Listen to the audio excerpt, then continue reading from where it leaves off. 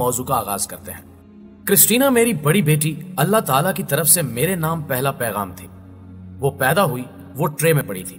میں نے اس کی طرف ہاتھ بڑھایا اور میں حیران رہ گیا۔ میری بیٹی اپنے پاؤں پر کھڑی ہو گئی۔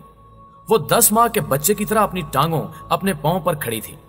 میں میڈیکل ڈاکٹر تھا، دنیا کے شاندار ترین ہسپتال کا ڈائریکٹر تھا۔ میری پوری زندگی میڈیکل سائنس اور اینتھروپالوجی میں گزری تھی۔ میں جانتا تھا کہ انسان کا بچہ پیدا ہونے کے بعد فوراً اپنے پاؤں پر کھڑا نہیں ہو سکتا۔ ہم انسان آہستہ آہستہ کھڑا ہونا سیکھتے ہیں، مگر میری بیٹی کرسٹینا پیدائش کے چند گھنٹے بعد ٹرے میں کھڑی تھی اور اپنی چمکدار آنکھوں سے میری طرف دیکھ رہی تھی۔ میں نادان تھا، میں بے وقوف تھا، میں اللہ کے اس پیغام کو میڈیکل معجزہ سمجھا اور بھول گیا۔ پھر میرے اللہ نے مجھے دوسری کال کی اور یہ کال بہت خوفناک تھی۔ میں بے اختیار اس کے سامنے چھپ گیا اور میرے اللہ نے مجھے اٹھا کر اپنے سامنے بٹھا لیا۔ ناظرین گرامی، یہ ڈاکٹر لارنس براؤن کی کہانی کا ایک حصہ تھا۔ دوسرا حصہ کیا تھا، ہم اس طرف جانے سے پہلے ڈاکٹر لارنس براؤن کے بارے میں جانیں گے۔ لارنس براؤن 1959 میں سان فرانسسکو میں پیدا ہوئے۔ خاندان 1677 سے امریکہ میں مقیم تھا۔ یہ لوگ جدی پشتی عیسائی تھے۔ لارنس براؤن خاندان سے مختلف تھے۔ یہ شروع میں ہی مذہب سے باغی ہو گئے اور یہ ملحد بن گئے۔ دنیا کی 2 بہترین یونیورسٹیوں سے اعلیٰ ڈگریاں حاصل کی۔ کارنل یونیورسٹی سے آرٹس اینڈ سائنس میں گریجویشن کی اور براؤن یونیورسٹی میڈیکل کالج سے میڈیسن میں ڈاکٹریٹ کی۔ یہ تعلیم مکمل کرنے کے بعد دنیا کے بہترین ہسپتال جارج واشنگٹن یونیورسٹی ہاسپٹل سے منسلک ہو گئے۔ یہ ایئر فورس میں بھی رہے اور یہ مشرق وسطی میں میڈیکل ڈائریکٹر اور آنکھوں کے شعبے کے سربراہ بھی۔ یہ جارج واشنگٹن یونیورسٹی ہسپتال میں کام کرتے تھے، ملحد تھے اور کسی مذہب پر یقین نہیں کرتے تھے۔ سائنس اور تحقیق کو دنیا کا سب سے بڑا مذہب کہتے تھے اور یہ عام محفلوں میں کہا کرتے تھے کہ مذہب قصے، کہانیوں اور داستانوں کے سوا کچھ بھی نہیں۔ لیکن پھر ان کی زندگی میں 2 حیران کن واقعات پیش آئے۔ پہلا واقعہ 1990 کے شروع میں کرسٹینا کی پیدائش تھی۔ Christina George Washington university hospital میں پیدا ہوئی۔ ڈاکٹر براؤن نے اس کی طرف ہاتھ بڑھایا اور بچی اٹھ کر اپنی ٹانگوں اپنے پاؤں پر کھڑی ہو گئی۔ میڈیکل سائنس کے پاس اس معجزے کا کوئی جواب نہیں تھا۔ ڈاکٹروں نے اس واقعے کو مشکل سی ٹرم میں تبدیل کیا اور اسے کرسٹینا سینڈروم کا نام دے دیا۔ ڈاکٹر لارنس اس واقعے کے بعد بھی ملحد ہی رہے۔ یہ اپنے عقائد کا برملا پرچار بھی کرتے رہے۔ دوسرا واقعہ کرسٹینا کی پیدائش سے 10 ماہ بعد پیش آیا۔ 10 اکتوبر 1990 کو اللہ تعالیٰ نے انہیں دوسری بیٹی ہینا عنایت کی۔ یہ بچی پیدائشی طور پر دل کی خوفناک بیماری کا شکار تھی۔ یہ سر سے پاؤں تک نیلی پیدا ہوئی۔ یہ نیلا رنگ ثابت کرتا تھا کہ بچی کا خون آکسیجن جذب نہیں کر رہا۔ چنانچہ بچی کو پیدائش کے فوراً بعد آپریشن تھیٹر شفٹ کر دیا گیا۔ ایکس رے ہوا تو پتا چلا کہ بچی کے سینے میں دل کی مرکزی آرٹری بند ہے۔ ڈاکٹر لارنس خود ڈاکٹر بھی تھے اور ڈائریکٹر بھی۔ یہ جانتے تھے کہ بچی کی اوپن ہارٹ سرجری ہوگی، پورا سینہ کھولا جائے گا اور دل کی مرکزی رگ کاٹ کر اس میں عارضی نالی لگائی جائے گی۔ یہ انتہائی مشکل آپریشن ہوگا۔ بچی اس میں بچ نہیں سکے گی اور یہ اگر بچ بھی گئی تو نالی زیادہ دنوں تک کام نہیں کرے گی۔ بچی 2-3 برس بعد ایک بار پھر سے اس تکلیف دہ عمل سے گزرے گی اور یہ اس میں ضرور انتقال کر جائے گی، اور یہ اگر اس میں بچ بھی گئی تو بھی یہ زیادہ برسوں تک زندہ نہیں رہ سکے گی۔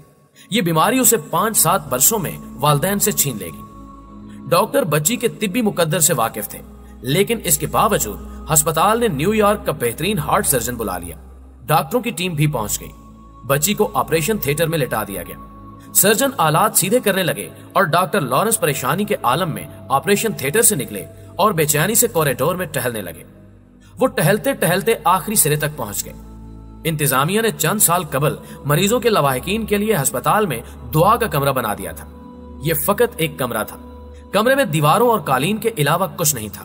لواحقین وہاں آتے تھے اور اپنے اپنے عقائد کے مطابق عبادت کرتے تھے۔ ڈاکٹر لارنس دعا کے کمرے کے سامنے پہنچے، بے اختیار ہوئے، جوتے اتارے اور اندر داخل ہو گئے۔ یہ زندگی میں پہلی بار دعا کے لیے کسی عبادت گاہ میں داخل ہوئے تھے۔ وہ دیوار کے پاس گھٹنوں کے بل بیٹھے، منت کی پوزیشن میں ہاتھ باندھے اور آہستہ آہستہ سرگوشی کی۔ اے خدا، اگر تم ہو تو پلیز میری مدد کرو، مجھے تمہاری مہربانی کی ضرورت ہے۔ میں تم سے وعدہ کرتا ہوں کہ اگر میری بیٹی بچ گئی، یہ اگر صحت مند ہو گئی، تو میں وہ مذہب اختیار کر لوں گا جو تمہیں سب سے زیادہ پسند ہے۔ وہ بار بار یہ کہہ رہے تھے اور آنسو پہنچ رہے تھے۔ ناظرین گرامی، یہ سارا عمل 15 منٹ پر محیط تھا۔ وہ 15 منٹ بعد آپریشن تھیٹر میں پہنچے اور حیران رہ گئے۔ सर्जन एक कोने में परेशान खड़ा था और ऑपरेशन की टीम हैरत से एक दूसरे को देख रही थी, जबकि बच्ची अपना अंगूठा मुंह में देकर चमकदार नीली आंखों के साथ कभी दाएं देख रही थी और कभी बाएं। हीना ऑपरेशन और दवा के बगैर अचानक ठीक हो गई थी। बच्ची का दोबारा एक्सरे हुआ।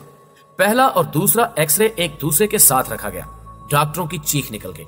दोनों एक्सरे एक दूसरे से मुख्तलिफ थे। पहला इंतहाई बीमार बच्ची का एक्सरे था, जबकि दूसरा एक मुकम्मल और सेहतमंद बच्ची का एक्सरे था। डॉक्टर्स हैरान थे। वो इस मौजज़े की वजह जानना चाहते थे, लेकिन डॉक्टर लॉरेंस ब्राउन वजह भी जानते थे और मौजज़े की हकीकत भी। बच्ची चंद दिन मजीद अस्पताल रही और डॉक्टर लॉरेंस ब्राउन के साथ घर आ गई। नाज़रीन गिरामी, ये बच्ची इस वक्त मेडिकल डॉक्टर है और मुकम्मल सेहतमंद और शानदार जिंदगी गुजार रही है। डॉक्टर लॉरेंस ब्राउन को हीना के मुआवजे ने यकीन दिला दिया कि खुदा भी मौजूद है और ये इंसानों को मुआवजे भी दिखाता है। डॉक्टर को अपना वादा भी याद था। चुनांचे ये अल्लाह के पसंदीदा तरीन मजहब की तलाश में निकल खड़े हुए। ईसाइयत का मुतालिया किया, यहूदी किताबें पढ़ी, ये बुद्ध मतों और हिंदुओं के पास भी गए, पोप और रबी आजम से भी मिले और भारत और तिब्बत भी गए, लेकिन कोई मजहब इनके दिल को ना छू सका। ये इंतहाई पढ़े लिखे और वसीओ मुतालिया शख्स थे। दुनिया की 2 बड़ी यूनिवर्सिटियों से फारिगुल तहसील थे, 4 किताबों के मुसन्निफ थे और मेडिकल यूनिवर्सिटी के डायरेक्टर थे। चुनांचे ये हर वक्त लातादाद सवालों से लोडेड रहते थे। रब्बी आजम और पोप तक के पास इनके सवालों का तसल्ली बख्श जवाब नहीं था। ये घूमते घूमते तंग आ गए और चलते चलते एक दिन अचानक एक छोटी सी मस्जिद में दाखिल हो गए। बस मस्जिद की दहलीज पार करने की देर थी और उनकी रूह में एक छोटा सा चिराग जल उठा। ये मस्जिद की दीवार चूम कर वापस आ गए। कुरान मजीद का अंग्रेजी तर्जमा खरीदा, पढ़ना शुरू किया और फिर रूह रोशन होती चली गई। ये कुरान मजीद के साथ साथ तौरात और इंजील का मुतालिया भी करते जा रहे थे।